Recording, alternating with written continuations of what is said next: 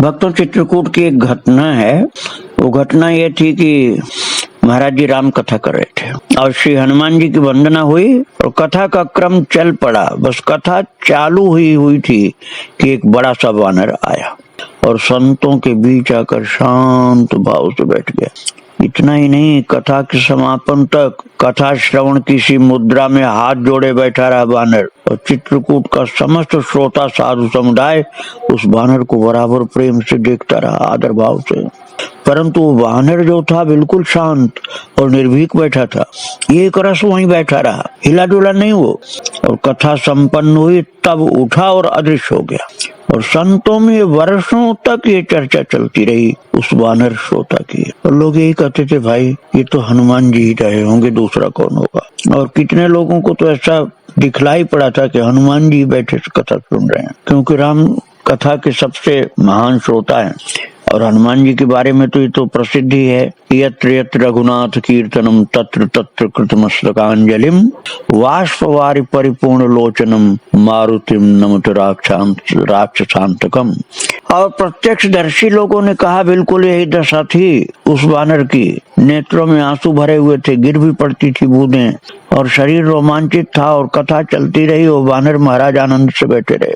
और ऐसा भी बताते हैं कि कई दिन उन्होंने दर्शन दिया था। बिना लाउड स्पीकर की कथा होती थी, लेकिन एक भी व्यक्ति के मुख से कोई अक्षर, कोई शब्द नहीं निकलता था। शांत गंभीर होकर सब सुनते थे। ऐसी भावमयी कथा हो रही थी। फिर उसके बाद कामदगिरी परिक्रमा चित्रकूट में लोग करते थे।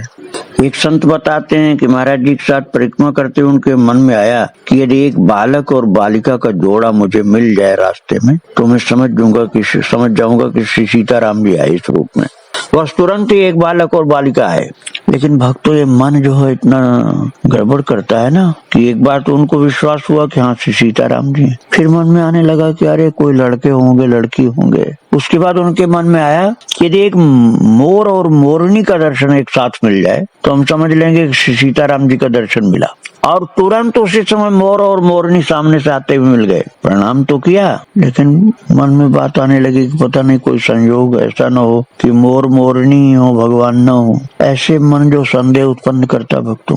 प्रणाम करने के बाद भी पूरी श्रद्धा नहीं हुई, लेकिन जिनको श्रद्धा हुई वो तो भाव विभोर हो गए। महाराज जी तो कहते थे कि भाई चित्रकूट वही है जो राम जी के सामने था, लेकिन अपना भाव तो ठीक करो, तुमको भगवान का अनुभव होने लग जाएगा। और महाराज जी स्फटिक शिला पर जाकर के विराजमान हुए, वहां संकीर्तन भाव पूर्वक चालू हुआ तो अलग अलग प्रकार का बहुतों को अनुभव हुआ। ऐसी दिव्य सुगंध प्रकट हुई स्फटिक शिला पर कि सब चकित हो गए कि ऐसी सुगंध कहाँ से आ रही। समझ में नहीं आता था सुगंध कहाँ से आ रही, लेकिन सुगंध का अनुभव सभी लोगों को हो रहा था। सभी लोग प्रेम में मतवाले हो रहे थे। सभी का ध्यान था कि महाराज जी की तरफ से सुगंध ज्यादा आ रही। भाव से कंठ अवरुद्ध हो रहा था। महाराज जी के दोनों नेत्रों से प्रेमाश्रु प्रवाहित हो रहे थे। सभी को प्रत्यक्ष अनुभव हो रहा था कि वह स्थल महमहाते हुए पुष्पों की सुगंध से भर गया, किंतु पुष्प नहीं दिखलाई पड़ रहे थे, सुगंध ही सुगंध अनुभव हो रही थी। परिक्रमा करके भक्त लोग महाराज जी के साथ जानकी कुंड आए, और महाराज जी के अंगोछे में जो गमछा बोलते हैं कंधे पर था, वो लगता था कि वो पूरा का पूरा सेंट में भिगोया हुआ है, जबकि कहीं सेंट लगा नहीं था।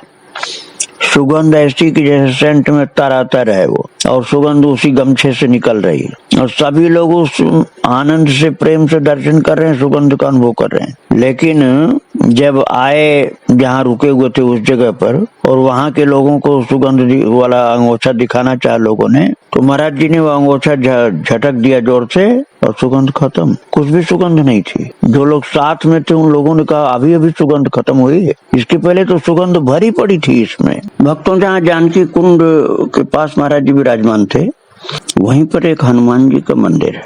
और वहाँ जो संत जी थे उनको पंजाबी भगवान कहा जाता था। अब शरीर उनका नहीं है, मैंने तो उनका दर्शन किया था।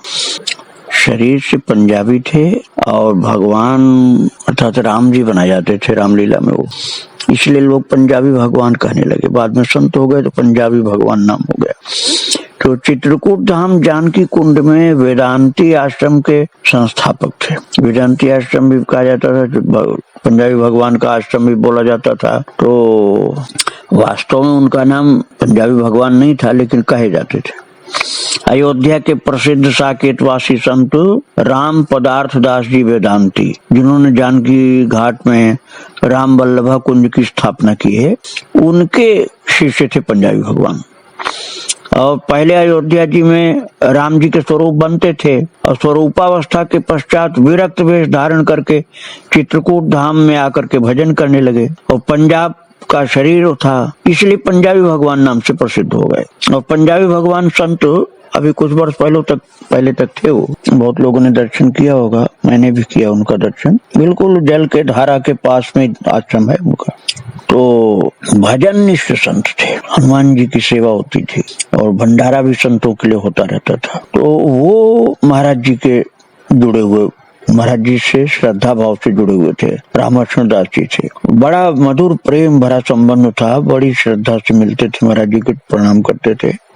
और जब आचार्य श्री चित्रकूट के जानकी कुंड में महात्मा कमला शरण की व्यवस्था में भजन करने को पधारे, तो उस समय पंजाबी भगवान का कुछ काल नित्य प्रति एकांतिक सत्संग चल रहा था। पंजाबी भगवान संत जो थे, महाराज जी से घुल मिल करके प्राय पूछा करते थे कि आपका राम जी के साथ कौन सा भाव संबंध है, भाव संबंध की दृष्टि से वे आपके कौन लगते हैं। तो श्री स्वामी जी प्राय इस प्रश्न को टाल देते थे। उन्होंने अपने मुख से अपने भाव संबंध का संकेत नहीं दिया। समय व्यतीत होता गया और पंजाबी भगवान रामचंद्र दास जी महाराज उनका नाम था, एक दिन कामदगिरी की परिक्रमा कर रहे थे। तो परिक्रमा काल में आचार्य श्री के ही चिंतन में मग्न थे वो पंजाबी भगवान, और उत्सुकता थी कि इन महापुरुष का भाव क्या होगा। तब तक उनको ये पता नहीं था कि जानकी जी को छोटी बहन मानते हैं, भाव उनको पता नहीं था। तो उसी को पता कर रहे थे क्या भाव इनका होगा, इन महापुरुष का। तो प्रेम के सात्विक चिन्हों से कैसे निरंतर लबालब भरे रहते हैं, ये अंततः हैं कौन। इन्हीं विचारों में डूबे हुए वो संत पंजाबी भगवान परिक्रमा पूर्ण कर रहे थे। और उसी रात्रि में उन्होंने एक दिव्य स्वप्न देखा। और स्वप्न में क्या देखा कि कामता नाथ ने उनकी कामना को ही स्वप्न के रूप में पूर्ण कर दिया। स्वप्न में पंजाबी भगवान ने देखा कि कोई दिव्य देश है और दिव्य विटपावली लताओं के मध्य से एक चौड़ा राजमार्ग जा रहा है। उस राजपथ में एक अत्यंत सुंदर हाथी निकल रहा है। हाथी अत्यंत सुसज्जित है, सुंदर अंबारी पड़ी है, कामदार सुंदर झूल पड़ी हुई है और घनन घनन घनन घंटा की ध्वनि हो रही। और उस हाथी के ऊपर एक सुंदर राजकुमार के रूप में आचार्य श्री रामकृष्ण दास जी और पंजाबी भगवान के गुरुदेव बैठे हुए हैं। दो राजकुमार, एक पंजाबी भगवान के गुरुदेव और एक रामकृष्ण दास जी, एक हाथी पर दो राजकुमार बैठे हुए दिखलाई पड़ रहे हैं। दूसरे दिन जब पंजाबी भगवान महाराज जी से मिले, रामकृष्ण दास जी महाराज से, तो मुस्कुराते हुए बोले, अब हम जान गए हैं कि आप कौन हैं, आप भले ही हमको न बताएं। इसके पश्चात उन्होंने श्री स्वामी जी से अपने रात में देखे गए स्वप्न का वर्णन किया और दोनों ही संत कहते सुनते परस्पर प्रेमालाप करते हुए भाव विभोर हो गए। इस प्रकार चित्रकूट धाम के निवास काल में महाराज जी को कितने कितने संतों का दर्शन प्राप्त हुआ, कितना भजन किया, कीर्तन किया, उसका वर्णन असंभव है।